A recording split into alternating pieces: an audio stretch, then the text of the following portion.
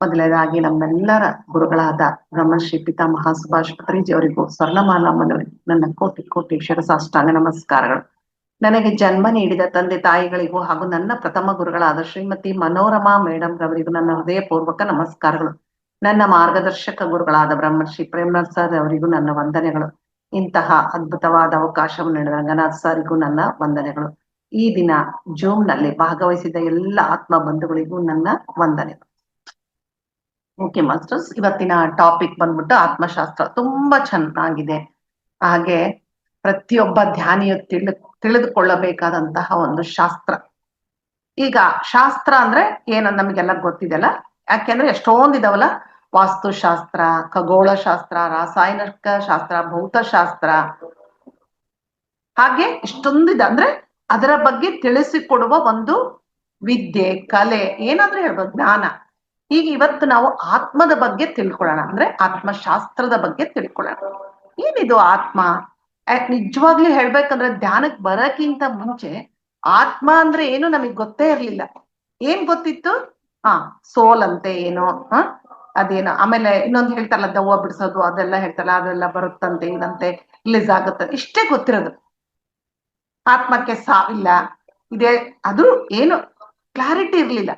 ಅದ್ರ ಧ್ಯಾನಕ್ಕೆ ಬಂದ ಮೇಲೆ ಸೋಲ್ ಅಂದ್ರೆ ಏನು, ಆತ್ಮ ಅಂದ್ರೆ ಏನು, ಅದು ಹೇಗೆ ಭೂಮಿಗೆ ಜನ್ಮ ತಗೊಂಡ್ ಬರುತ್ತೆ, ಮೇಲೆ ಏನೇನ್ ಕಲಿಯುತ್ತೆ, ಎಲ್ಲ ಕಲ್ತಾದ್ಮೇಲೆ ಎಲ್ಲೂ ಹೋಗುತ್ತೆ, ಅದರ ಪರ್ಪಸ್ ಏನು, ಯಾಕೆ ಬರುತ್ತೆ ಈ ಭೂಮಿ ಮೇಲೆ ಅಂತ ಪ್ರತಿ ಒಂದು ಸ್ಪಷ್ಟವಾಗಿ ನಮಗೆ ಗೊತ್ತಾಗುತ್ತೆ. ಆದ್ರೆ ಇನ್ನೂ ಆಳವಾಗಿ ಅದ್ರ ಬಗ್ಗೆ ನಾವು ತಿಳ್ಕೊಂತ ಹೋಗ್ಬೇಕು. ಇನ್ನೊಂದು, ಇಲ್ಲಿ ನಮ್ಗೆ ಎಲ್ಲಾ ಗೊತ್ತಿದೆ ಅನ್ಕೊಂತೀವಲ್ಲ, ಪೂಜೆ ಮಾಡ್ತೀವಿ, ಧ್ಯಾನ ಮಾಡ್ತಾ ಇದೀವಿ, ಎಲ್ಲ ಮಾಡ್ತಾ ಇದೀವಿ ಅಲ್ಲ, ಆದ್ರೂ ದುಃಖ ಹೋಗಿದೆನಾ? ನಮಗೆ ನಾವೇ ಕ್ವಶನ್ ಹಾಕೋಬೇಕು. ನೋವು ಹೋಗಿದೆನಾ? ಸಮಸ್ಯೆಗಳು ತೀರಿದವ? ಇಲ್ಲ, ಯಾವೂ ಇಲ್ಲ, ಎಲ್ಲ ಇದ್ದ ಹಾಗಿದೆಯೋ ಧ್ಯಾನ ಮಾಡ್ತಾ ಇದೀವಿ. ಅಂದ್ರೆ ನಮಗೆ ಇನ್ನೂ ಜ್ಞಾನ, ಆತ್ಮದ ಬಗ್ಗೆ ಜ್ಞಾನ ಗೊತ್ತಿಲ್ಲ. ಯಾವ ವಿದ್ಯೆಯನ್ನು ನಾವು ತಿಳಿದ್ರೆ ಎಲ್ಲದು ನಮಗೆ ಗೊತ್ತಾಗುತ್ತೋ ಅಂತ ವಿದ್ಯೆಯನ್ನು ನಾವು ತಿಳ್ಕೊಳ್ತಾ ಇಲ್ಲ. ಅದೇ ಆತ್ಮಶಾಸ್ತ್ರ. ಇದನ್ನೊಂದು ನಾವು ಅಭ್ಯಾಸ ಮಾಡಿದ್ರೆ ಸಾಕು, ಸಕಲ ದುಃಖವೂ ನಮಗೆ ತೊಲಗಿ ಹೋಗುತ್ತೆ. ಎಲ್ಲ ಗೊತ್ತಿರೋದೆ, ಮತ್ತೆ ಯಾವುದು ಗೊತ್ತಿಲ್ಲ ಅನ್ನಂಗಿಲ್ಲ, ಆದ್ರೂ ನಾವು ಫಾಲೋ ಮಾಡ್ತಾ ಇಲ್ಲ. ಹಾಗಾದ್ರೆ ಆಧ್ಯಾತ್ಮಿಕತೆ ಅಂದ್ರೆ ಏನು? ನಾವೇನ್ ತಿಳ್ಕೊಂಡಿದ್ವಿ? ಆಧ್ಯಾತ್ಮಿಕ ಅಂದ್ರೆ ಏನು ಬೇರೆ ಇಲ್ಲ, ನಮ್ಮ ಸ್ವಭಾವ ಇಸ್ ಈಕ್ವಲ್ ಟು ಸ್ಪಿರಿಚುಯಾಲಿಟಿ, ಅಂದ್ರೆ ಆಧ್ಯಾತ್ಮಿಕತೆ. ನಮ್ಮಲ್ಲಿ ಇದಾನಲ್ಲ ಆತ್ಮ, ಇವನೇ ಭಗವಂತ ಅಂತ ನಾವು ಹೇಳ್ತಾ ಇದ್ವಿ, ನಮ್ಮ ಗುರುಗಳು ತಿಳಿಸ್ಕೊಟ್ಟಿದ್ದಾರೆ. ಆದ್ರೆ ಆ ಭಗವಂತನಿಗೆ ಏನ್ ಮಾಡ್ಬೇಕು, ಭಗವಂತ ಹೇಗಿರ್ಬೇಕು, ಆತರ ನಾವು ಇದೀವ ಅಂತ ನಮ್ಮನ್ನು ನಾವು ಪ್ರತಿಯೊಬ್ರು ಪ್ರಶ್ನೆ ಮಾಡ್ಕೊಳ್ಬೇಕು. ಅದಕ್ಕೆ ಸ್ವಸ್ವರೂಪಾನುಸಂಧಾನವೇ ಮುಕ್ತಿ ಅಂತ ಹೇಳ್ತಾರೆ ಭಗವದ್ಗೀತೆಯಲ್ಲಿ ಶ್ರೀಕೃಷ್ಣ ಪರಮಾತ್ಮ. ನಾವೆಲ್ಲ ಮರ್ತು ಹೋಗ್ಬಿಟ್ಟಿದೀವಿ, ವಿಷಯಗಳನ್ನೆಲ್ಲ ಈಗ ಜ್ಞಾಪಕಕ್ಕೆ ತಂದ್ಕೊಳ್ಬೇಕು. ಪೂಜೆ, ಪ್ರಾರ್ಥನೆ, ಔಷಧಿಗಳ ಸಾಧನೆಯಿಂದ ಆತ್ಮವನ್ನು ತಿಳಿದುಕೊಳ್ಳೋಕೆ ಸಾಧ್ಯವಿಲ್ಲ. ಧ್ಯಾನ ಸಾಧನೆಯಿಂದ ಮಾತ್ರ ಆತ್ಮವನ್ನು ನಾವು ಅರಿತುಕೊಳ್ಬಹುದು. ಮಾನವನ ದುಃಖಕ್ಕೆ ದುಃಖಕ್ಕೆ, ಎಲ್ಲಾ ದುಃಖಗಳಿಗೆ ಹೋಗ್ಬೇಕು ಅಂತಂದ್ರೆ ಮೂಲ ಯಾವುದು? ಆತ್ಮಜ್ಞಾನ. ಈ ಆತ್ಮಜ್ಞಾನ ಯಾವ್ದು ತಿಳಿಸ್ಕೊಡುತ್ತೆ ನಮ್ಗೆ? ಆತ್ಮಶಾಸ್ತ್ರ ತಿಳಿದುಕೊಡುತ್ತೆ. ಆತ್ಮದ ಹಿರಿಮೆಯ ಬಗ್ಗೆ ನಾವು ತಿಳ್ಕೊಳ್ಳೇಬೇಕು. ಅಂತಹ ಉನ್ನತವಾದ ಆತ್ಮ ಅಂದ್ರೆ ಭಗವಂತನನ್ನು ಕುರಿತು ಜ್ಞಾನವನ್ನು ಕೊಡುವುದೇ ಈ ಆತ್ಮಶಾಸ್ತ್ರ. ಈ ಆತ್ಮಶಾಸ್ತ್ರನ್ನ ನಾವು ತಿಳ್ಕೊಳ್ಬೇಕಾದ್ರೆ ಹಲವಾರು ಹಂತಗಳನ್ನು ದಾಟಿ ಹೋಗ್ಬೇಕು, ತಿಳ್ಕೊಳ್ಬೇಕು. ಎಷ್ಟೋ ಇದಾವೆ, ಯಾವುದೂ ಕಷ್ಟವಲ್ಲ, ತುಂಬಾ ಸರಳವಾದ ವಿಚಾರಗಳು. ಆದ್ರೆ ಅವುಗಳನ್ನೆಲ್ಲ ಎಲ್ಲಿರೋದಪ್ಪ ಕಷ್ಟ ಅಂದ್ರೆ ಆಚರಣೆಗೆ ತರೋದ್ರಲ್ಲೇ ಇರೋದು. ಸುಮ್ನೆ ಕೇಳ್ಬಿಟ್ರೆ ಅದು ಪಂಡಿತ ಜ್ಞಾನ, ಪುಸ್ತಕ ಜ್ಞಾನ ಆಗುತ್ತಷ್ಟೆ. ಆಚರಣೆ ತರಬೇಕು, ಆಗ ಅದು ಅನುಭವ ಜ್ಞಾನವಾಗುತ್ತೆ. ಓಕೆ, ಹಾಗಾದ್ರೆ ಏನು? ಫಸ್ಟ್ ಆಸೆಗಳಿಂದ ನಷ್ಟ, ಫಸ್ಟ್ ಒಂದು ಹಂತ. ನಮಗೆಲ್ಲ ಗೊತ್ತೇ ಇಲ್ಲ. ಬುದ್ಧನೇ ಹೇಳ್ಬಿಟ್ಟನೆ, ಆಸೆಯೇ ದುಃಖಕ್ಕೆ ಮೂಲ ಅಂತೇಳಿ. ಹಾಗಾದ್ರೆ ಏನ್ರಿ ಮೇಡಮ್ ಅವರೇ, ಆಸೆಗಳನ್ನ ಇಟ್ಕೋಬಾರ್ದ? ಇರ್ಬೇಕು. ಆಸೆಗಳು ಎಷ್ಟಿರ್ಬೇಕೋ ಅಷ್ಟಿರ್ಬೇಕು, ಅದಕ್ಕಾಗಿ ನಾವು ಕೆಲಸ ಮಾಡ್ತೀವಿ. ಆದ್ರೆ ಏನಾಗುತ್ತೆ, ಈಗ ನಾನು ಒಂದ್ ಕೆಲಸ ಮಾಡ್ತಾ ಇರ್ತೀನಿ, ಈಗ ಎಲ್ಲೋ ಹೋಗಿರ್ತೀನಿ, ನನ್ನೇ ತಗೊಳ್ರಿ, ಒಂದ್ ಕ್ಲಾಸ್ ಮಾಡ್ಬೇಕಂತ ಎಷ್ಟೋ ಪ್ರಯತ್ನ ಮಾಡಿ ಎಲ್ಲ ಎಫರ್ಟ್ಸ್ ಹಾಕಿ ಒಂದ್ ದೊಡ್ಡ ಸಮಾರಂಭ ಅಂದ್ರೆ ಧ್ಯಾನ ಹೇಳ್ಕೊಡಕ್ ಹೋಗಿರ್ತೀನಿ. ಅಲ್ಲಿ ಏನೋ ಕರೆಂಟ್ ಹೋಗುತ್ತೆ, ಮತ್ತೆ ಯಾರೋ ಸ್ವಲ್ಪ ಸಮಯ ಕೊಡ್ತಾರೆ, ಇನ್ನೇ ಏನೋ ಆಗುತ್ತೆ. ಆದ್ರೆ ನಾನು ಎಕ್ಸ್ಪೆಕ್ಟೇಷನ್ ಏನು ನಂದು, ಎಲ್ಲರಿಗೂ ಧ್ಯಾನ ಹೇಳ್ಕೊಡ್ಬೇಕು, 1 ಗಂಟೆ ನನಗೆ ಕೊಟ್ಟಿದ್ದಾರೆ, ಎಲ್ಲ ಪಾಯಿಂಟ್ಸ್ ಹೇಳ್ಬೇಕಂದ್ರೆ. ಆದ್ರೆ ನನಗೆ ಏನಾಗುತ್ತೆ, ಅಯ್ಯೋ ಅವ್ರೆ ಆ ತರ ಮಾಡ್ಬಿಟ್ರು, ನನಗೆ ಈ ತರ ಮಾಡ್ಬಿಟ್ರು ಅಂತ ನಾನು ಅಂದ್ಕೊಂಡ್ರೆ ಏನಾಗುತ್ತೆ, ಅದು ದುಃಖ ತರುತ್ತೆ ನನಗೆ. ಆಯ್ತು, ನಾನು ಹೇಳ್ಬೇಕಂತ ಹೋಗಿದ್ದೀನಿ, ಏನ್ ಹೇಳ್ಬೇಕಲ್ಲಿ ಹೇಳಿದೀನಿ, ಯಾರು ರಿಸೀವ್ ಮಾಡ್ಬೇಕೋ ಮಾಡ್ಕೊಂಡಿದ್ದಾರೆ, ಇಷ್ಟೇ ನನ್ನ ಕೆಲಸ. ಅದಕ್ಕೆ ಕೋರಿಕೆಗಳು ಇಟ್ಕೊಂತೀವಿ, ಅದಕ್ಕಾಗಿ ಕೆಲಸ ಮಾಡ್ತೀವಿ, ಆದ್ರೆ ಆಗ್ಲಿಲ್ಲ ಅಂತಂದ್ರೆ ದುಃಖ ಪಡ್ತಾರೆ ಇದ್ರು. ಅದಕ್ಕೆ ಕೆಲಸ ಮಾಡ್ಬೇಕು, ಅದರ ನಂತರ ಅದನ್ನ ಮರ್ತು ಬಿಡ್ಬೇಕು. ಆಯ್ತು, ಅದಕ್ಕೆ ಹೇಳ್ತಾರೆ, ಅದಕ್ಕೆ ಹೇಳ್ತಾರೆ ಎಷ್ಟು ಆಸೆಗಳನ್ನ ಇಟ್ಕೋಬೇಕು ಅಷ್ಟು ಇಟ್ಕೋಬೇಕು, ಕರ್ಮ ಮಾಡು ಫಲ ಆಶಿಸಬೇಡ ಅಂತ ಕೃಷ್ಣ ಪರಮಾತ್ಮ ಭಗವದ್ಗೀತೆಯಲ್ಲಿ ಹೇಳಿದ್ದಾನೆ. ಎಷ್ಟೊಂದು ಬೇಡವಾದ ಆಲೋಚನೆ ನಮ್ಮನ್ನು ನಾವು ಹಾಳು ಮಾಡ್ಕೊಳ್ತಾ ಇದ್ದೀವಿ. ನಿಷ್ಕಾಮ ಕರ್ಮ ಮಾಡು ಅಂತ ಹೇಳಿದ್ದಾನೆ. ಹಾಗಾದ್ರೆ ಇಲ್ಲಿ ಆಸೆ ಪಡೋದು ಯಾವುದು? ಮನಸ್ಸು. ಆಲೋಚನೆಯನ್ನು ಮಾಡೋದೇ ಮನಸ್ಸು, ನಮ್ಮ ಶಕ್ತಿಯನ್ನು ಕಡಿಮೆ ಮಾಡುವುದೇ ಮನಸ್ಸು. ಹೌದಾ? ಎಲ್ಲ ಅಲ್ಲ ಆಸೆ, ಇದನ್ನೇ ನಾವು ಕೋತಿ, ಇದು ಮರ್ಕಟ, ಇದನ್ನೇ ನಾವು ಕಂಟ್ರೋಲ್ ಅಲ್ಲಿ ಇಟ್ಕೋಬೇಕು. ಈ ಮನಸ್ಸನ್ನು ನಮ್ಮ ಅಧೀನದಲ್ಲಿ ಇಟ್ಕೊಳ್ಬೇಕು ಅಂತಂದ್ರೆ ಧ್ಯಾನ ಒಂದೇ ಸಾಧನೆ. ಯಾವಾಗ ನಮ್ಮ ಮನಸ್ಸನ್ನು ಕಂಟ್ರೋಲ್ ಅಲ್ಲಿ ಇಟ್ಕೊಂತೀವೋ ಆಟೋಮೆಟಿಕ್ ಆಗಿ ಆಸೆಗಳು ಸಹ ಕಂಟ್ರೋಲ್ ಆಗ್ಬಿಡುತ್ತೆ. ಅದಕ್ಕೆ ಹೇಳ್ತಾರೆ ತಿಳಿದಂತರು, ಮನಸ್ಸು ಒಳ್ಳೆಯ ಸೇವಕ, ಕೆಟ್ಟ ಯಜಮಾನ ಅಂತೆ. ನಾವು ಅದ್ರ ಕೈ ಕೆಳಗಿರ್ಬಾರ್ದು, ನಮ್ಮ ಕೈ ಕೆಳಗೆ ಅದು ಸೇವಕನಾಗಿರ್ಬೇಕು. ಹಾಗಾದ್ರೆ ಮಾತ್ರ ನಾವು ಸಂತೋಷವಾಗಿರಕ್ ಸಾಧ್ಯ. ಅದಕ್ಕೆ ನೋಡ್ರಿ, ಎಷ್ಟೋ ಜನ ಯೋಗಿಗಳು ಯಾವುದಕ್ಕೂ ಆಸೆ ಪಡಲ್ಲ, ಏನ್ ಬೇಕೋ ಅದನ್ನ ಮಾತ್ರ ಅವ್ರು ತಗೊಂತಾರೆ. ಆದ್ರೆ ನಾವು ಅವಸರಗಳಿಗೆ ಮೀರಿ ಆಸೆ ಪಡ್ತಾ ಇರ್ತೀವಿ. ಅಯ್ಯೋ ಅವನಿಗೆ 1 ಕಾರ್ ಇದೆ, ನನಗೆ 1 ಇಲ್ಲ, 2 ಕಾರ್ ಇದೆ, ನನಗೆ 1 ಇಲ್ಲ. ಅವನೆಷ್ಟು ದೊಡ್ಡ ಬಿಲ್ಡಿಂಗ್ ಕಟ್ಟಿದ, ನನಗೆ ಸಾಮಾನ್ಯವಾಗಿ ಬಿಲ್ಡಿಂಗ್ ಕಟ್ಕೊಂಡಿದ್ವಿ. ಅವ್ರ ಮನೇಲಿ ಎಲ್ಲ ರೂಮ್ಗಳಿಗೂ AC ಇದೆ, ನಮ್ಮ ಮನೇಲಿ 1 AC ಇಲ್ಲ. ಅವ್ರ ಮನೇಲಿ ಎಷ್ಟು ಜನ ಕೆಲಸ ಮಾಡ್ತಾರೆ, ನಮ್ಮ ಮನೇಲಿ ಯಾರು ಇಲ್ಲ, ಒಬ್ರೇ ಇರೋದು. ಎಲ್ಲಿವರೆಗಿರಿ ಇದು? ಮಿತಿನೇ ಇಲ್ಲ ಇದಕ್ಕೆ. ಆಸೆ ಪಡ್ತಾನೆ ಇರ್ತೀವಿ. ಇನ್ನ ಎಲ್ಲ ಬಂತ, ಇನ್ನೊಂದು ಮತ್ತೆ ಎಕ್ಸ್ಪೆಕ್ಟೇಷನ್ ಮಾಡ್ತೀವಿ.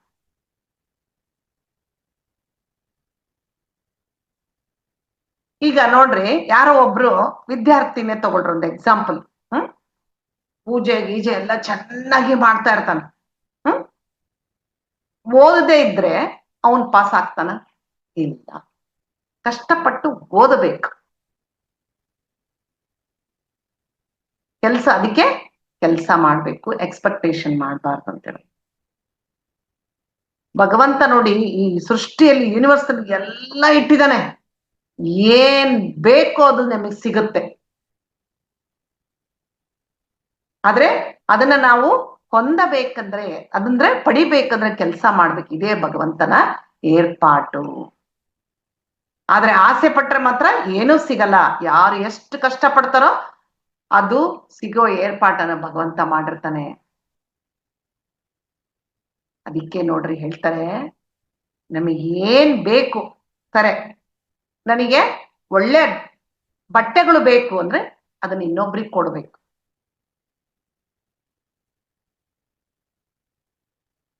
ನಿನ್ ಏನ್ ಬೇಕು ಅದನ್ನು ಕೊಡುವ ಅಭ್ಯಾಸವನ್ನು ಬೆಳೆಸ್ಕೋ. ಅದಕ್ಕೆ ಬುದ್ಧ ಭಗವಂತನ ಜೀವನದಲ್ಲಿ ಒಂದು ಕತೆ ಬರುತ್ತೆ, ತುಂಬಾ ಜನರಿಗೆ ಗೊತ್ತಿರ್ಬೋದು. ಬುದ್ಧ ಎಲ್ಲಾ ಊರುಗಳಿಗೆ ಹೋಗ್ತಿರ್ತಾನಲ್ಲ, ಒಂದ್ ಊರಿಗೆ ಬಂದಾಗ ಒಂದ್ ಅಜ್ಜಿ ಇರ್ತಾರ. ಆ ಅಜ್ಜಿಗೆ ತುಂಬಾ ಇದು ಸಿಟ್ಟು, ಅಹಂಕಾರ, ನನಗೆ ಗೊತ್ತಿದೆ ಅನ್ನೋ ಒಂದಿದು. ಬುದ್ಧ ಒಂದು ಮರದ ಕೆಳಗೆ ರೆಸ್ಟ್ ಮಾಡ್ತಾ ಇರ್ತಾನೆ. ಎಲ್ಲಾರು ಬರ್ತಾ ಇರ್ತಾರ ಆತನ ಹತ್ರ ಎಲ್ಲ ಮಾತಾಡಕ್ಕೆ, ಅಡ್ವೈಸ್ ಕೇಳಕ್ಕೆ. ಎಲ್ಲಾರು ಸಪ್ಪೆ ಮುಖ ಹಾಕೊಂಡ್ ಬರ್ತೈತೆ. ಹೋಗುವಾಗ ಪ್ರಸನ್ನ ಚಿತ್ತರಾಗಿ ಹೋಗ್ತಾ ಇರ್ತಾರೆ. ಅಜ್ಜಿ ಏನಿದು ಈತನ ಮರ್ಮ, ಈ ತರ ಯಾಕೆ ಜನರು ಹೋಗ್ತಾರೆ, ನಾನು ಕೇಳೋಣ ಅಂತ ಎಲ್ಲಾರು ಹೋದ್ಮೇಲೆ, ಎಲ್ಲಾರು ಇದ್ದಾಗ ಕೇಳಬಾರ್ದಲ್ಲ, ಅಜ್ಜಿಗೆ ಇನ್ಸಲ್ಟ್ ಆಗುತ್ತೆ. ಅದಕ್ಕೆ ಎಲ್ಲಾರು ಹೋದ್ಮೇಲೆ ಬರ್ತಾರೆ. ಏನಿದು ನಿನ್ ಮರ್ಮ, ನೀವೆಲ್ಲರೂ ಸಪ್ಪೆ ಮುಖದಿಂದ ಬರ್ತಾರ, ಹೋಗುವಾಗ ನಗುಮುಖದಿಂದ ಹೋಗ್ತಾರಲ್ಲ. ನನಗ್ ನೋಡ್ರಿ ಯಾವಾಗ್ಲೂ ಬೇಸರ, ಸುಖ ಅನ್ನೋದೇ ಇಲ್ಲ, ಮನಸ್ಸಿನಲ್ಲಿ ಶಾಂತಿ ಅನ್ನೋದೇ ಇಲ್ಲ ಅಂತದ. ಅವಾಗ ಬುದ್ಧ ಒಂದ್ ಮಾತು ಹೇಳ್ತಾನೆ, ಅಜ್ಜಿ ನಾನು ಒಂದ್ ಹೇಳ್ತೀನಿ ಅದೇ ತರ ಇರ್ತೀಯ. ಆಯ್ತು, ನಿನಗೆ ಯಾರು ಏನ್ ಮಾಡ್ಬಾರ್ದಂತ ಇರುತ್ತೋ ಅಂದ್ರೆ, ನನ್ ಬೈಬಾರ್ದು, ಆಮೇಲೆ ನನ್ನ ಕೆಟ್ಟ ಕೆಲ್ಸ ಮಾಡಕ್ಕೆ ಹೇಳ್ಬಾರ್ದು, ನನಗ್ ಗೌರವ ಕೊಡ್ಬೇಕು, ನನ್ನ ಹೊಗಳ್ಬೇಕು, ಹೌದಾ? ನಿನಗೆ ಯಾರು ಏನ್ ಮಾಡ್ಬೇಕಂತ ಆಸೆ ಪಡ್ತೀಯೋ ಅದನ್ನೆಲ್ಲ ನೀನ್ ಮಾಡು ಅಂತ ಒಂದೇ ಮಾತಲ್ಲಿ ಹೇಳ್ತಾರೆ. ಹಾಗೆ ನಿನಗೆ ಯಾರಿಗಾದ್ರೂ ಏನಾದ್ರೂ ಮಾಡ್ಬೇಕು ಅಂತ ಇರುತ್ತಲ್ಲ, ಅದನ್ನ ಮಾಡ್ಬೇಡ. ನೋಡ್ರಿ ಎಷ್ಟಲ್ಲ ಕೊಡೋ ಅಭ್ಯಾಸ ಬೆಳೆಸ್. ಗಿವಿಂಗ್ ಗಿವಿಂಗ್ ಅದೊಂದು ಆರ್ಟ್ ಆಫ್ ಗಿವಿಂಗ್ ಅಂತಾನೆ ಇದೆ. ಎಷ್ಟು ನೀನು ಕೊಡ್ತೀಯೋ ಯೂನಿವರ್ಸ್ ನಿನಗೆ ಅದ್ರ ಎಷ್ಟೋ ಪಟ್ಟಾಗಿ ವಾಪಸ್ ಬರುತ್ತೆ. ಆದ್ರೆ ಯಾರು ಆಸೆ ಪಡಲ್ಲ, ಯೂನಿವರ್ಸ್ ನಂಗೆ ಕೊಡುತ್ತೆ ಅಂತೇಳಿ ನಾನ್ ಕೊಡ್ಬೇಕಂತ ಯಾರು ಕೊಡಲ್ಲ. ಆ ಒಂದು ಸತ್ಯನ ತಿಳಿದುಕೊಂಡ ಅಜ್ಜಿ ತುಂಬಾ ಹ್ಯಾಪಿ ಆಗಿರ್ತಾರೆ ಜೀವನದಲ್ಲಿ. ಯಾರು ನಿನಗೆ ಏನು ಮಾಡಬಾರ್ದಂತ ಬಯಸ್ತೀಯೋ ನೀನ್ ಅದನ್ನ ಮಾಡಬೇಡ. ಯಾರು ನಿನಗೆ ಏನ್ ಮಾಡ್ಬೇಕಂತ ಬಯಸ್ತೀಯೋ ಅವ್ರಿಗೆ ಅದನ್ನ ನೀನು ಮಾಡು. ಸಿಂಪಲ್ ನೋಡ್ರಲ್ಲ, ಎಷ್ಟು ಸರಳವಾದ ಮಾತು, ಇಡೀ ಜೀವನದ ಸತ್ಯವಡಗಿದ್ರಲ್ಲಿ. ಹಾಗೆ ಭಗವಂತ ಮಾಡಿರೋ ಏರ್ಪಾಟ್ ಏನಂದ್ರೆ ಎ.ಟಿ.ಎಂ ಮಿಷನ್ ಆಗಿ ಹೇಗಿರುತ್ತೆ ಅಲ್ರಿ? ಏನಾದ್ರು ಯಾರಾದ್ರೂ ಇರ್ತಾರಲ್ಲಿ ಕ್ಯಾಶ್ ಇಟ್ಕೊಂಡ್ ಕುಂತಿರ್ತಾರ, ಏನಾದ್ರು ಬರ್ಕೊಂತಾರ, ನಮ್ ಸೈನ್ ಹಾಕ್ಸ್ಕೊಂತಾರ, ಯಾರಾದ್ರೂ ಮನುಷ್ಯ ಯಾರು ಇಲ್ಲ. ನಾವು ಕಾರ್ಡ್ ಹಾಕಿ ಒತ್ತಿದ ತಕ್ಷಣ ಎಷ್ಟು ಬೇಕಷ್ಟು ಮನಿ ಸಿಗುತ್ತೆ. ಅದೇ ತರ ಭಗವಂತನ ಒಂದು ಸಿಸ್ಟಮ್ ಇಲ್ಲಿ. ನಮ್ಮ ಪುಣ್ಯದ ಪ್ರಕಾರ ನಾವು ಕೋರಿದ್ದು ಸಿಗುತ್ತೆ. ನೋಡ್ರಿ ಎಷ್ಟು ಚೆನ್ನಾಗಲ್ಲ. ನಮ್ ಪುಣ್ಯ ನಾವು ಅದ್ರಲ್ಲಿ ಹಾಕ್ಬಿಟ್ರೆ ಆಯ್ತು, ಏನ್ ಡಿಪಾಸಿಟ್ ಮಾಡ್ತೀವಿ ಅದೇ ಬರೋದು ನಮಗೆ. ಎಷ್ಟೋ ನಾವು ಹೇಳ್ತೀವಲ್ಲ, ಎಷ್ಟೋ ಜನ ಮಾಡ್ಬೇಡ ಕೆಟ್ಟ ಕೆಲಸ, ಅದು ನಿನಗೆ ಮತ್ತೆ ವಾಪಸ್ ಬರುತ್ತೆ ಅಂತ. ಅದೇ ತರ ಪುಣ್ಯದ ಕೆಲಸ ಸಹ ತಪ್ಪದೆ ವಾಪಸ್ ಬರುತ್ತೆ, ಅದ್ರ ಫಲ ಸಿಕ್ಕೇ ಸಿಗುತ್ತೆ ನಮಗೆ.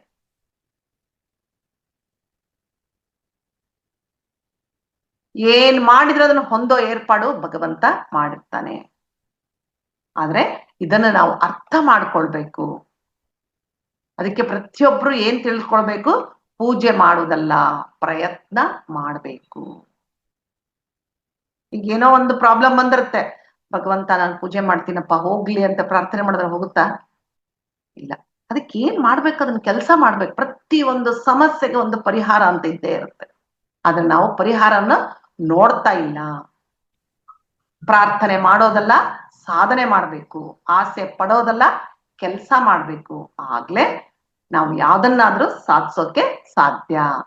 ಇಲ್ಲಿ ಕೆಲಸ ಅಂದ್ರೆ ಏನು? ಧ್ಯಾನ ಸಾಧನೆ ಅಷ್ಟೇ. ಧ್ಯಾನ ಸಾಧನೆ ಮಾಡ್ಬೇಕು, ಅರ್ಹತೆ ಹೊಂದಬೇಕು. ಕೇಳ್ಕೊಳ್ಳದೆ ಹೊಂದಬಹುದು ಜೀವನವನ್ನು ಆನಂದವಾಗಿ ಕೇಳ. ನೋಡು, ಧ್ಯಾನ ಮಾಡಿದ್ರೆ ಯಾರಾದ್ರೂ ಆಸೆ ಪಡ್ತಾರ? ಇಲ್ಲ, ಸ್ವಲ್ಪ ಅಲ್ಪ ಇರ್ಬೋದು, ಆಗ್ಲಿ ಬಿಡಪ್ಪ. ಎಲ್ಲ ತಿಳ್ಕೊಂಡಿರ್ತೀವಲ್ಲ, ಎಷ್ಟೊಂದು ಸೆಷನ್ಸ್ ಕೇಳ್ತೀವಿ, ಸತ್ಸಂಗ ಕೇಳ್ತೀವಿ, ಪುಸ್ತಕಗಳನ್ನ ಓದ್ತೀವಿ. ಬೇಡಪ್ಪ, ಯಾವುದು ಬೇಡ, ಏನು ಆಸೆ ಪಡೋದು ಬೇಡ. ನಾವ್ ಏನ್ ಮಾಡ್ಬೇಕು ಮಾಡೋಣ. ಯೂನಿವರ್ಸ್ ನಮ್ಗೆ ಏನ್ ಕೊಡ್ಬೇಕು ಕೊಡುತ್ತೆ. ಆಯ್ತು, ಒಂದು ಮನೆ ಇದನ, ಓಕೆ. ನನ್ನ ಹತ್ರ 2 ವೀಲರ್ ಇದನ, ಕಾರ್ ಇಲ್ಲ, ಓಕೆ. ನಮ್ಮ ಮನೇಲಿ ಯಾವ್ದು ರೂಮಲ್ಲೂ AC ಇಲ್ವಾ, ಓಕೆ. ಹೀಗೆ ಮಾಡಿದಾಗ ಮನಸ್ಸಿಗೆ ತೃಪ್ತಿ ಸಿಗುತ್ತೆ, ಆನಂದ ಸಿಗುತ್ತೆ. ನಾವು ಜೀವನದಲ್ಲಿ ಎಲ್ಲ ಸುಖಗಳನ್ನು ಅನುಭವಿಸ್ಬೇಕು, ಆನಂದವಾಗಿರ್ಬೇಕು, ಐಹಿಕ ಸುಖಗಳನ್ನು ಭೋಗಿಸ್ಬೇಕು ಎನ್ನುವ ಆಸೆಯನ್ನು ಇಟ್ಕೊಂಡಿರ್ತೇವೆ. ಇದನ್ನೇ ನಾವು ನಾವು ಭೋಗ ಅಂತ ಹೇಳ್ತಾರೆ. ಇದೆಲ್ಲ ತಾತ್ಕಾಲಿಕ, ಯಾವುದು ಶಾಶ್ವತ ಅಲ್ಲ. ಆದ್ರೆ ಮೇಲಿನ ಲೋಕಗಳಲ್ಲಿ ಹೊಂದುವ ಆನಂದ ಶಾಶ್ವತ, ಅದು ಯೋಗ. ಭೋಗ ಕ್ಷಣಿಕವಾದದ್ದು, ಯೋಗ ಶಾಶ್ವತವಾದ. ಆದ್ರೆ ನಾವೇನ್ ಮಾಡ್ತಾ ಇದ್ವಿ, ಈ ಐಕ ಸುಖಗಳಿಗೆ ಒಳಗಾಗಿ ಅನುಭವಿಸುತ್ತಾ ಮತ್ತೆ ಮತ್ತೆ ಜನ್ಮ ತಗೊಂಡ್ ಬರ್ತಾ ಇದ್ದೀವಿ. ಆಸೆಗಳನ್ನು ಬಿಡುತ್ತಾ ಇಲ್ಲ ನಾವು. ಇಂತಹ ಭೋಗಗಳಿಂದ ದೂರವಾದ್ರೆ ಮಾತ್ರ ನಾವು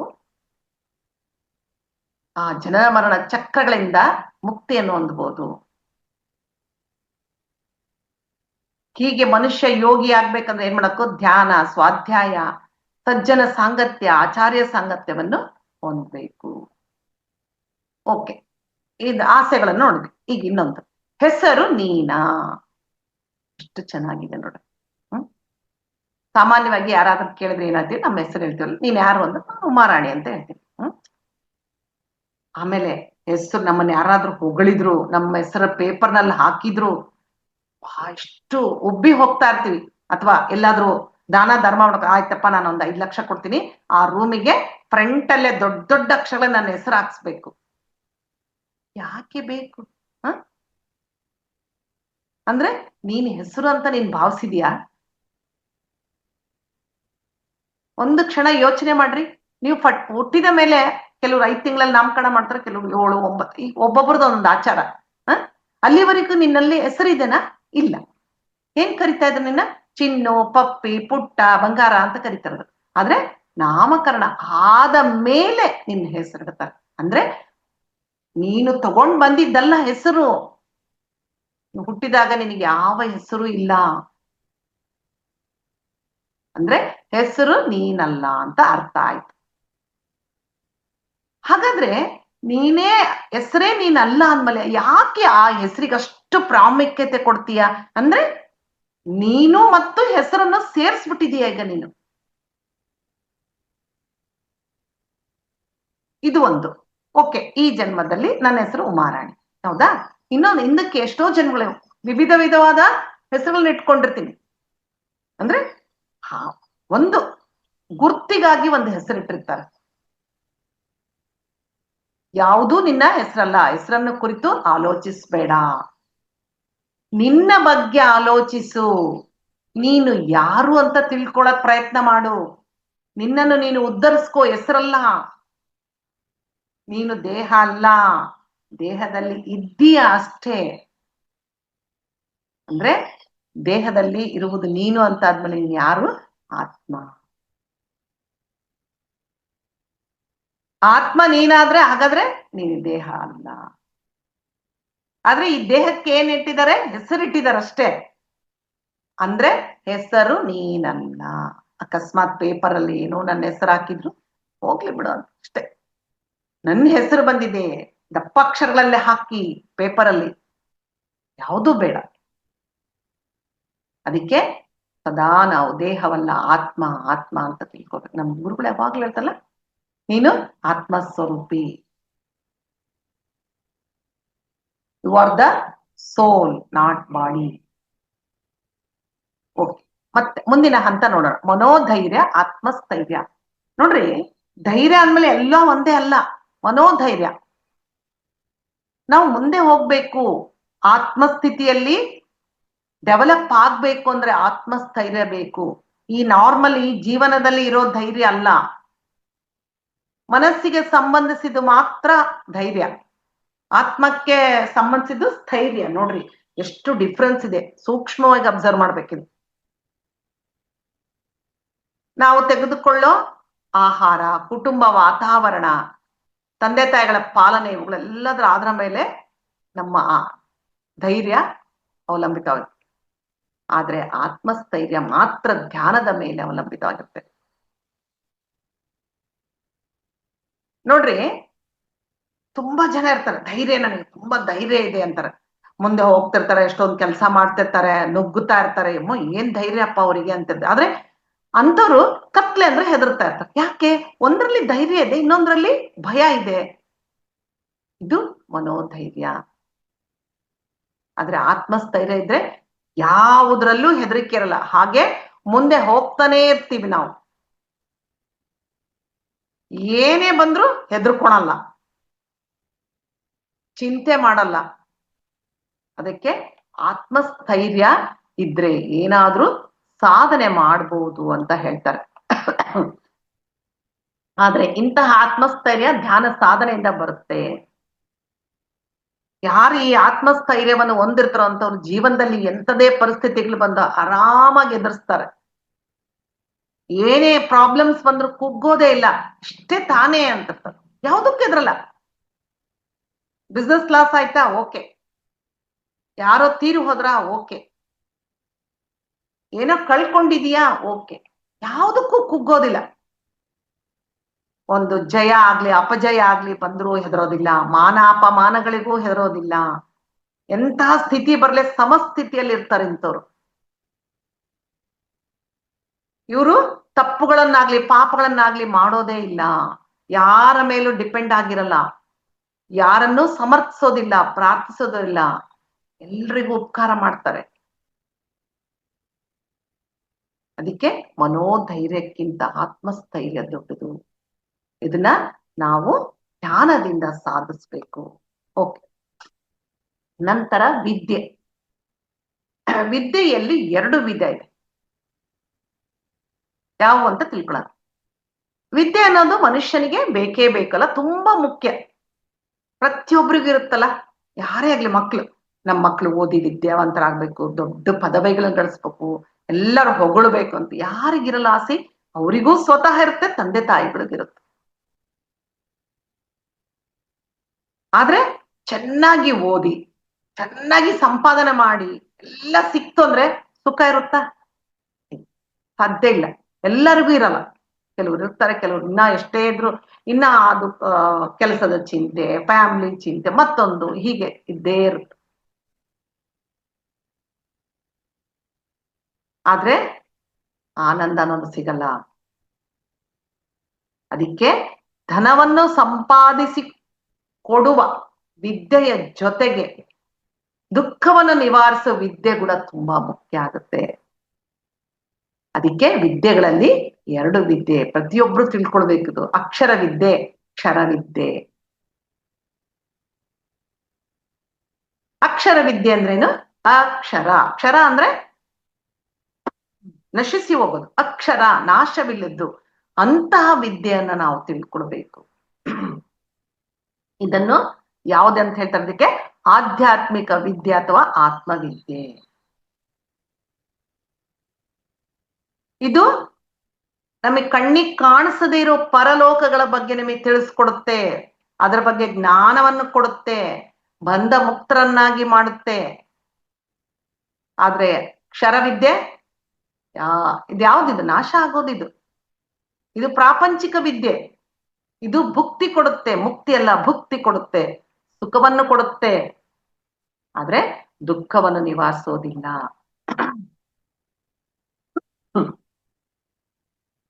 ಇದು ಅಜ್ಞಾನವನ್ನು ನಿವಾರಣೆ ಮಾಡೋದಿಲ್ಲ. ಆದ್ರೆ ಅಕ್ಷರ ವಿದ್ಯೆ ಎಂತದು? ಯೋಗಿಗಳು ಅದನ್ನ ಅರ್ಥಕೊಂಡಿರ್ತಾರೆ. ದುಃಖ ನಿವಾರಿಸುತ್ತೆ, ಅಜ್ಞಾನವನ್ನು ಕಳೆಯುತ್ತೆ. ಎಷ್ಟೇ ದುಃಖ ಇದ್ರು ಮನುಷ್ಯ ಆನಂದವಾಗಿ ಜೀವಿಸ್ತಾ ಇರ್ತಾನೆ. ಅದಕ್ಕೆ ಸುಖಗಳನ್ನು ಕೊಡುವ ಈ ಕ್ಷರ ವಿದ್ಯೆಗಿಂತ ದುಃಖವನ್ನು ನಿವಾರಿಸುವ ಅಕ್ಷರ ವಿದ್ಯೆಯನ್ನು ನಾವು ಕಲಿಬೇಕು, ಆತ್ಮವಿದ್ಯೆಯನ್ನು ಕಲಿಬೇಕು. ಅದಕ್ಕೆ ಮಕ್ಕಳಿಗೆ ಚಿಕ್ಕ ವಯಸ್ಸಿನಿಂದ ಧ್ಯಾನದ ಅಭ್ಯಾಸ ಮಾಡಿಸ್ಬೇಕಂತೆ. ಧ್ಯಾನ ಅಭ್ಯಾಸ ಮಾಡಿಸ್ಮೇಲೆ ಅವ್ರಿಗೆ ಜ್ಞಾನ ಸಿಕ್ಬಿಡುತ್ತೆ. ಅವರಿಗೆ ಏನು ಎತ್ತ, ಒಳ್ಳೇದ್ ಯಾವ್ದು, ಕೆಟ್ಟದ್ ಯಾವ್ದು, ಯಾವ ಮಾರ್ಗದಲ್ಲಿ ನಾನು ಹೋಗ್ಬೇಕು, ಹೇಗಿರ್ಬೇಕು, ನಾನು ಯಾವುದಕ್ಕೆ ಆಸೆ ಪಡ್ಬೇಕು ಅಂತ ಎಲ್ಲವೂ ಸಿಗುತ್ತೆ. ಓಕೆ, ನೆಕ್ಸ್ಟ್ ಹಂತ ನೋಡ, ಸಂಸಾರ ವ್ಯಾಮೋಹ. ಪ್ರತಿಯೊಬ್ಬರಿಗೂ ಅವರವರ ಸಂಸಾರ ಅಂದ್ರೆ ಮೋಹ. ಯಾರಿಗಿರಲ್ಲ ಹೇಳ್ರಿ? ಯಾರಾದ್ರೂ ನೀನ್ ಸಾಹಿತ್ಯ ಯಾವಾಗ, ಅಯ್ಯೋ ಹೆಂಡತಿ ಮಕ್ಕಳು ಬಿಟ್ಟು ಹೋಗ್ಬೇಕಾ ನಾನು ಅಂತ, ಅದೇ ಮೋಹ. ಇಷ್ಟೆಲ್ಲ ಒಳ್ಳೆ ಸಂಸಾರ ಇದೆ, ಬಂಗ್ಲೆ ಇದೆ, ಇಷ್ಟೆಲ್ಲ ಆಸ್ತಿ ಪಾಸ್ತಿ ವೈಭವ ಇದೆ, ಎಲ್ಲ ಬಿಟ್ಟು ಹೋಗ್ಬೇಕಾನ, ಈ ವ್ಯಾಮೋಹನೇ ಬೇಡ ಅಂತ ಹೇಳ್ತಾರೆ. ಆದ್ರೆ ಮಕ್ಕಳನ್ನು ವ್ಯಾಮೋಹ ಇದೆ, ಓಕೆ. ಆದ್ರೆ ಈಗ ಇತ್ತೀಚಿನ ಕಾಲದಲ್ಲಿ ಎಷ್ಟು ಜನ ತಮ್ಮ ತಂದೆ ತಾಯಿಗಳನ್ನು ಪ್ರೀತಿ ಮಾಡ್ತಾ ಇದ್ದಾರೆ, ಗೌರವ ಕೊಡ್ತಾ ಇದ್ದಾರೆ, ಆದರಿಸ್ತಾ ಇದ್ದಾರೆ. ಅದು ಹೋಗ್ಲಿ, ಗಂಡ ಹೆಂಡತಿಗೆ ಆಗಲ್ಲ, ಒಟ್ಟಿಗೆ ಇರ್ತಾ ಇಲ್ಲ, ಡೈವರ್ಸ್ ನಡೀತಾ ಇದೆ. ಮತ್ತೆ ಹಾಗಾದ್ರೆ ಏನಿದು ವ್ಯಾಮೋಹ? ಯಾವುದೂ ಬಿಡ್ತಾ ಇಲ್ಲ. ಆದ್ರೆ ಮಕ್ಕಳ ಮೇಲೂ ಸಹ ಮೋಹ ಕೆಲವರಿಗೆ. ಅವ್ರು ಏನೇ ಮಾಡಿದ್ರು ನಮ್ಮ ಮಕ್ಕಳು, ಅವ್ರ ಮೇಲೆ ಪ್ರೀತಿ ಇರ್ಬೇಕು, ಮಮಕಾರ ಮೋಹ ಇರಬಾರ್ದು. ಅವ್ರು ನಮ್ಮಿಂದ ಬಂದವರು ಮಾತ್ರ ಅಷ್ಟೇ. ನೋಡಿ, ಕೆಲವ್ರು ಇರ್ತಾರೆ ಆಸ್ತಿ ಮಾಡ್ಬೇಕಂತ ತುಂಬಾ ದುಡಿತಾ ಇರ್ತಾರಲ್ಲ, ಹ ನನ್ ಮಕ್ಳು, ನನ್ ಮೊಮ್ಮಕ್ಕಳು, ಅವ್ರಿಗೆ ಆಸ್ತಿ ಮಾಡ್ಬೇಕು ಅಂತೇಳಿ ಅದ್ರ ಬಗ್ಗೆ ಚಿಂತೆ ಮಾಡ್ತಿರ್ತಾರಾಗ್ಲಿ, ಮೇಲೆ ಹೋಗ್ಬೇಕಾದ್ರೆ ನಾನು ಏನ್ ತಗೊಂಡು ಹೋಗ್ಬೇಕು, ಪುಣ್ಯ ಕರ್ಮಗಳನ್ನ ತಗೊಂಡು ಹೋಗ್ಬೇಕು, ಅಲ್ಲಿ ಚೆನ್ನಾಗಿರ್ಬೇಕು, ಅಲ್ಲಿ ಒಳ್ಳೇದನ್ನ ಪಡಿಬೇಕಂದ್ರೆ ಇಲ್ಲಿ ನಾನು ಏನ್ ಮಾಡ್ಬೇಕು ಅಂತ ಯಾರು ಯೋಚನೆ ಮಾಡೋದು?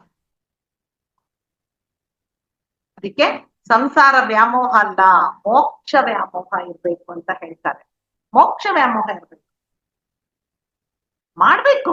ಹಾಗಂತೇಳಿ ಯಾರು ಸನ್ಯಾಸಿಗಳಾಗ ಅವಶ್ಯಕತೆ ಇಲ್ಲ. ನಮ್ ಗುರುಗಳೇ ಇದಲ್ಲ, ಸಂಸಾರದಲ್ಲಿ ಇದ್ದು ನಿರ್ವಾಣ ಹೊಂದಬೇಕು ಅಂತ ಹೇಳಿದ್ದಾರೆ. ಯಾವಾಗ ನಾವು ಮೋಕ್ಷಕ್ಕೋಸ್ಕರ ಪ್ರಯತ್ನ ಪಡ್ತೀವೋ ಅದ್ರ ವ್ಯಾಮೋಹ ಇರ್ತದೆ, ದುಃಖ ಎಲ್ಲ ಆಟೋಮೆಟಿಕ್ ಆಗಿ ನಿವಾರಣೆ ಆಗ್ಬಿಡುತ್ತೆ. ಆದ್ರೆ ಸಂಸಾರಕ್ಕೋಸ್ಕರ ಕೆಲಸ ಮಾಡಿದ್ರೆ ದುಃಖ ಉಂಟಾಗುತ್ತೆ. ಎಷ್ಟೋ ಜನ ನೋಡ್ರಿ ದುಡಿತಾ ಇರ್ತಾರೆ, ಹ ಒಬ್ಬ ಫ್ಯಾಮಿಲಿ, ಒಬ್ಬ ಗಂಡಸು ದುಡಿತಾ ಇದ್ರೆ ಎಲ್ಲ ಇರ್ತಾರೆ, ಆದ್ರೆ ಯಾರು ಅವನ ಮೇಲೆ ಪ್ರೀತಿ ಇರಲ್ಲ, ಅವನನ್ನ ಯಂತ್ರ ತರವಾಗಿ ಭಾವಿಸಿರ್ತಾರೆ. ಆದ್ರೆ ಅವರು ನನ್ನ ಹೆಂಡತಿ, ನನ್ನ ಮಕ್ಕಳು, ನನ್ನ ತಾಯಿ ಚೆನ್ನಾಗಿರ್ಬೇಕು ಅಂತ ದುಡಿತಾ ಇರ್ತಾರೆ. ಎಷ್ಟೋ ಕೇಸ್ಗಳಲ್ಲೇ ನಾವು ನೋಡಿದೀವಿ. ನೋಡಿ, ಎಷ್ಟೋ ಪ್ರಾಣಿಗಳು ಸತ್ತ ಮೇಲೆ ಉಪಯೋಗಕ್ಕೆ ಬರ್ತಾ ಇದಾವೆ ಅಲ್ಲ, ಆದ್ರೆ ಮನುಷ್ಯನ ದೇಹ ನಿಷ್ಪ್ರಯೋಜಕ. ಅದಕ್ಕೆ ಸತ್ತ ಮೇಲೆ ಏನು ಮಾಡಕ್ ಹೋಗಲ್ಲ, ಬದುಕಿದ್ದಾಗಲೇ ಎಷ್ಟೋ ಸಾಧನೆಗಳನ್ನು ಮಾಡಬೇಕು, ಲೋಕಕ್ಕೆ ಉಪಯೋಗ ಎಷ್ಟೋ ವಿಷಯಗಳನ್ನು ನಾವು ಸಾಧಿಸ್ಬೇಕು. ನನ್ನ ಶರೀರ ನಾನು ಇದ್ದಾಗ್ಲೇ ಇದು ಉಪಯೋಗಕ್ಕೆ ಬರುವುದು ಅಂತ ಒಂದು ಜ್ಞಾನ ಇಟ್ಕೊಳ್ಬೇಕು ನಾವು. ಈ ಶರೀರದಿಂದ ಎಷ್ಟು ಕೆಲಸ ಮಾಡ್ಬೋದ್ರಿ ನಾವು. ಅದಕ್ಕೆ ಅಲ್ಲ ಮೇಲಿನ ಲೋಕಗಳಲ್ಲಿ ಮಾಸ್ಟರ್ಸ್ ಕಾಯ್ತಾ ಇರೋದು ಈ ಒಂದು ಜನ್ಮ ತಗೊಳಕ್ಕೆ. ಯಾಕೆಂದ್ರೆ ಇದು ಒಂದು ಅದ್ಭುತವಾದ ಸಾಧನೆ ಈ ದೇಹ. ಇದಿದ್ರೆ ನಾವು ಕುತ್ಕೊಂಡು ಧ್ಯಾನ ಮಾಡ್ತೀವಿ, ಏನಾದ್ರೂ ಮಾಡ್ತೀವಿ, ಒಂದ್ ಧ್ಯಾನ ಪ್ರಚಾರ ಮಾಡ್ತೀವಿ, ಇನ್ನೊಬ್ರಿಗೆ ಹೇಳ್ಕೊಡ್ತೀವಿ, ಎಲ್ಲ ಮಾಡುತ್ತೆ. ಧ್ಯಾನ ಸಾಧನೆಯಿಂದ ದೈವ ಸ್ಥಿತಿಯನ್ನು ಹೊಂದಬಹುದು,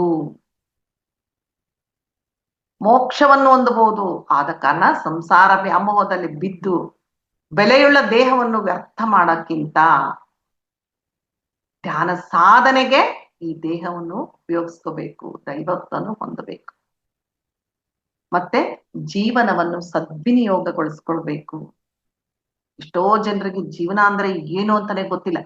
ಏನೋ ಹುಟ್ಟಿದೀವಿ, ಒಂದ್ ದಿವಸ ಕಣ್ ಮುಚ್ಕೊಂತೀವಿ, ಹೆಂಗೋ ಜೀವನ ಮಾಡ್ಕೊಂಡಾಯ್ತು. ಇನ್ನ ಸ್ವಲ್ಪ 50-60 ವರ್ಷ ಅದನ್ನ ಕೇಳ್ರಿ, ಏನ್ರಿ ಆರಾಮಿದ್ರ? ಏನ್ ಆರಾಮ್ ಬಿಡ್ರಿ, ಊರು ಹೋಗು ಅನ್ನತ್ತೆ, ಕಾಡು ಬಾ ಅನ್ನತ್ತೆ. ಯಾಕೆ ಇಷ್ಟು ನಿರಾಶಾವಾದ? ಎಷ್ಟು ಅದ್ಭುತವಾದ ಜೀವನ, ಹೇಗ್ ಕಳಿಬೇಕಂತ ಸದ್ವಿನಿಯೋಗಗೊಳಿಸ್ಕೊಳ್ಬೇಕು. ಇದು ಇದ್ದಾಗೆ ನಾನು ಎಷ್ಟು ಉಪಯೋಗ ಪಡ್ಕೋಬೇಕು ಅಂತ ಕ್ಷಣ ಕ್ಷಣನು ನಾವು ಅದರ ಬಗ್ಗೆ ಯೋಚನೆ ಮಾಡ್ತಾ ಇರ್ತೀವಿ. ಏನ್ ಮಾಡ್ಬೇಕು, ಯಾರಿಗ್ ಧ್ಯಾನ ಹೇಳ್ಕೊಡ್ಬೇಕು, ಎಲ್ಲಿ ಹೋಗಿ ಧ್ಯಾನ ಪ್ರಚಾರ ಮಾಡಬೇಕು, ನಾನು ಎಲ್ಲಿ ಕ್ಲಾಸಸ್ ಮಾಡ್ಬೇಕು, ಯಾರಿಗ್ ಧ್ಯಾನದ ಅವಶ್ಯಕತೆ ಇದೆ, ಮಕ್ಳಿಗೆ ಹೇಳ್ಕೊಡ್ಬೇಕಾ, ಅವ್ರಿಗೆ ಹೇಳ್ಕೊಡ್ಬೇಕಂತ ಆತ್ಮೋನ್ನತಿಯ ಕೆಲಸಗಳನ್ನು ಮಾಡ್ತಾ ಮಾಡ್ತಾ ಹೋಗ್ಬೇಕು ನಾವು. ಇದು ಜೀವನ ಅನ್ನೋದು ನಮಗೆ ಸಿಕ್ಕಿರೋ ಅಮೂಲ್ಯವಾದ ಅವಕಾಶ. ಆದ್ರೆ ನಾವೇನ್ ಮಾಡ್ತೀವಿ, ಅದನ್ನ ನಷ್ಟ ಮಾಡ್ಕೊಳ್ತಾ ಇದ್ದೀವಿ, ದುಃಖ ಪಟ್ಕೊಳ್ತಾ ಇದ್ದೀವಿ. ಅದಕ್ಕೆ ಆತ್ಮಕ್ಕೆ ಸಂಬಂಧಿಸಿದ ಕೆಲಸಗಳನ್ನು ಮಾಡಬೇಕು, ಕಾರ್ಯಗಳು, ಸೇವೆಗಳು, ಇವನ್ನೆಲ್ಲ ಮಾಡಿದಾಗ ನಮಗೆ ಆನಂದ ಸಿಗುತ್ತೆ. ಅದಕ್ಕೆ ಧ್ಯಾನ ಪ್ರಚಾರ ಮಾಡುತ್ತಾ, ಧ್ಯಾನ ಮಾಡ್ತಾ, ಧ್ಯಾನದ ಕಾರ್ಯಕ್ರಮಗಳಲ್ಲಿ ಭಾಗವಹಿಸುತ್ತಾ ಜೀವನವನ್ನು ಸದ್ವಿನಿಯೋಗಗೊಳಿಸ್ಕೊಳ್ಬೇಕು. ಆಗ್ಲೇ ನಾವು ಮಾನವರಾಗಿ ಹುಟ್ಟಿದ್ದಕ್ಕೆ ಸಾರ್ಥಕ ಸಿಗುತ್ತೆ. ಅಷ್ಟೇ ಅಲ್ಲ, ನಾವು ಸತ್ತ ಮೇಲೆ ಕೂಡ ಸಹ ಬದುಕಿರುತ್ತೆ. ನೋಡ್ರಿ, ಇದು ತುಂಬಾ ಒಂದು ಅದ್ಭುತವಾದ ವಾಕ್ಯ. ಸತ್ತ ಮೇಲೆ ಕೂಡ ಎಷ್ಟೋ ಕಾಲದವರೆ ಬದುಕಿರ್ತೀವಿ. ಏನಿದೆ ಹಂಗಂದ್ರೆ ಸತ್ತ ಮೇಲೆ ಯಾರು ನೋಡ್ತಾರಪ್ಪ ನಿನ್ನ, ಯಾರು ನೆನೆಸ್ತಾರಂತ? ಅವರು ಮಾಡಿದ ಕಾರ್ಯಗಳನ್ನು ಎಷ್ಟೋ ದಿನ, ಈಗ ಒಬ್ಬ ಮನುಷ್ಯ ತೀರ್ಕೊಂಡ ಅಂತ ಹೇಳಿ 10 ವರ್ಷ ಆಯ್ತು, 20 ವರ್ಷ, ಅವ್ರಿದ್ರು ನೋಡಪ್ಪ ಏನ್ ಕೆಲಸ ಮಾಡ್ತಿದ್ರಪ್ಪ, ಎಷ್ಟು ಪುಣ್ಯ ಕಾರ್ಯಗಳನ್ನ ಮಾಡ್ತಾರೆ, ಎಷ್ಟು ಬಡವರಿಗೆ ಉದ್ಧಾರ ಮಾಡಿದಾರಪ್ಪ, ಎಷ್ಟು ದಾನ ಧರ್ಮ ಮಾಡ್ತಾರೆ, ನೆನ್ಸಿದ್ರ ಇಲ್ಲ? ಅದೇ ಕೆಟ್ಟ ವ್ಯಕ್ತಿ ಇದ್ರೆ ಪೀಡೆ ತೊಲಗ್ತು, ಭೂಮಿಗೆ ಭಾರ ಕಡಿಮೆ ಆಯ್ತು, ಅವನಿದ್ದು ಏನ್ ಮಾಡ್ಬೇಕಾಗಿತ್ತು, ಹೋಗಿದ್ದೇ ಚೆನ್ನಾಗಾಯ್ತು. ಅದಕ್ಕೆ ಸತ್ತ ಮೇಲೆ ಕೂಡ ಬದುಕಿರುವ ಕೆಲಸ ಮಾಡ್ಬೇಕು ನಾವು. ನಮ್ಗೆ ಎಷ್ಟು, ನಮ್ಗೆ ನೋಡಿ ಗುರುಗಳು ನಮ್ಗೆ ಎಂತ ಅದ್ಭುತವಾದ ಒಂದು ಜ್ಞಾನ ಕೊಟ್ಟಿದ್ರು. ಧ್ಯಾನ ಮಾಡು ಅಷ್ಟೇ, ಅವ್ರು ಏನು ಹೇಳಿಲ್ಲ. ಧ್ಯಾನ ಮಾಡು, ಧ್ಯಾನ ಹೇಳ್ಕೊಡು, ಪುಸ್ತಕಗಳನ್ನು ಓದು ಅಷ್ಟೇ ಅಲ್ರಿ. ನಾನಂತೂ ನೋಡ್ರಿ ಪ್ರತಿದಿನ ಗುರುಗಳಿಗೆ ಎಷ್ಟು ಕೃತಜ್ಞತೆ ಹೇಳ್ತೀನಿ ನನಗೆ ಗೊತ್ತಿಲ್ಲ. ಏನೋ ಒಂದು ಬಂದಾಗ ಭಗವಾನ್ ಗುರುಗಳೇ ನಮಗೆ ಎಂತಹ ಒಳ್ಳೆ ಜೀವನ ಕೊಟ್ಟಿದ್ರಿ, ಜ್ಞಾನ ಕೊಟ್ಟಿದ್ರಿ, ಅದ್ಭುತವಾದ ಜ್ಞಾನ ಕೊಟ್ಟಿದ್ರಿ, ನಿಮಗೆ ಎಷ್ಟು ಕೃತಜ್ಞತೆ ಅರ್ಪಿಸಿದ್ರು ಸಾಕು. ಅಂತ ಸಂದರ್ಭಗಳು ಬರ್ತಾನೆ ಇರ್ತವೆ, ನಮಗೆ ನೆನಪಾಗ್ತಾನೆ ಇರ್ತವೆ. ಆದ್ರೆ ಎಷ್ಟೇ ತಿಳ್ಕೊಂಡ್ರು ನಾವು ಅದನ್ನ ಇನ್ನೊಬ್ರಿಗೆ ಹೇಳ್ಕೊಟ್ಟು ಅವರ ಜೀವನವನ್ನು ಪಾವನ ಮಾಡ್ಬೇಕು. ನಾವು ಬರೇ ನಾನ್ ಧ್ಯಾನ ಮಾಡ್ದೆ, ನಾನ್ ಮನೇಲಿ ಕೂತ್ಕೊಂಡೆ, ಇಷ್ಟೇ ಸಾಕಪ್ಪ ಅನ್ನೋದಿರ್ಬಾರ್ದು. ನಮ್ಮಲ್ಲಿ ಒಂದು ತುಡಿತಾ ಇರ್ಬೇಕು, ಯಾರು ಸಿಗ್ತಾರೆ ಇವತ್ತು, ಯಾರಿಗ್ ಧ್ಯಾನ ಹೇಳ್ಕೊಡ್ಬೇಕು. ಆ ತುಡಿತಾ ಇದ್ರೆ ಖಂಡಿತ ಭಗವಂತ ನಮಗೆ ಅವಕಾಶ ಮಾಡ್ಕೊಡ್ತಾನೆ, ಇಲ್ಲ ಅಂದ್ರೆ ಇಲ್ಲ. ಓಕೆ ಮಾಸ್ಟರ್ಸ್, ಇಷ್ಟು ಹೇಳಿ ಮತ್ತೆ ಇದರ ಮುಂದುವರಿದ ಭಾಗ ಇನ್ನು ಅಂದ್ರೆ ತುಂಬಾ ಇರುತ್ತೆ, ಅದು ನೋಡೋಣ. ನಾನ್ ಮತ್ತೆ ಮುಂದಿನ ತಿಂಗಳು ಅಥವಾ ಇನ್ನೊಂದು ತಿಂಗಳಲ್ಲಿ ಇದು ಇನ್ನೊಂದು 2-3 ಭಾಗ ಆಗ್ಬೋದು, ನಾನು ಹೇಳೋಕೆ ಪ್ರಯತ್ನ ಮಾಡ್ತೀನಿ. ಇಷ್ಟು ಹೇಳಕ್ಕೆ ನಂಗೆ ಅವಕಾಶ ಮಾಡ್ರಿ ಪತ್ರಿಜಿ ಗುರುಗಳಿಗೆ ಅನಂತ ಧನ್ಯವಾದಗಳು. ಹಾಗೆ ರಂಗನಾಥ್ ಸರ್ಗೂ ಅವರ ಟೀಮ್ನವರಿಗೂ ಧನ್ಯವಾದಗಳು. ಎಲ್ಲ ಆತ್ಮ ಬಂಧುಗಳಿಗೂ ಧನ್ಯವಾದಗಳು. Thank you.